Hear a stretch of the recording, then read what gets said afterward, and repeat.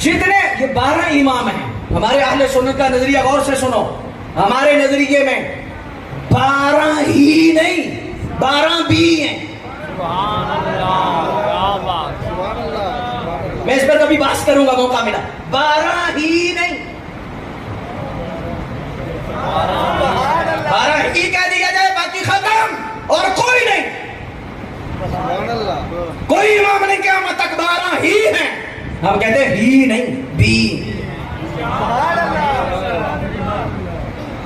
इसमें खुलना नहीं चाहता, इशारा करने लगा हूं। क्या ये ज्यादती नहीं? 12 में भी ज्यादा इमाम हुसैन पाक के शहजादे हैं। हसन पाक का एक पुत्र भी इमाम नहीं।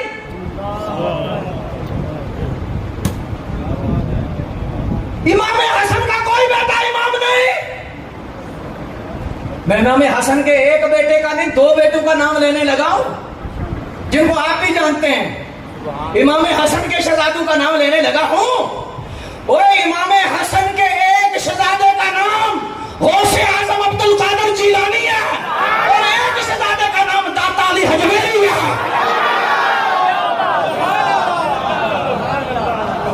हसनी सैयद है, इसलिए तो वो हमेशा चला जाएगा, दाता नहीं जाएगा, बगदाद नहीं जाएगा, हर जगह चला जाएगा। वजह क्या है? हसनी है, हसनी शहजादे हैं।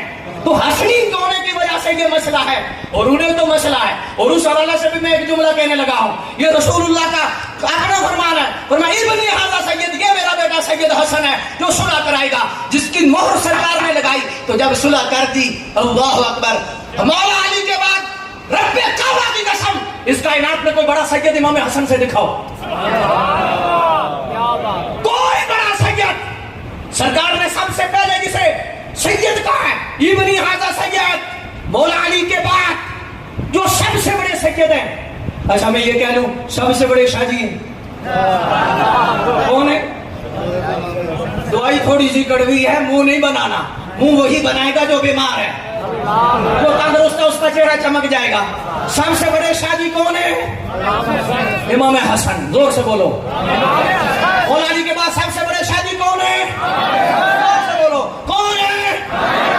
बोलो। अभी सारे नहीं बोले, पता नहीं क्या वजह है। उस मौला अली के बाद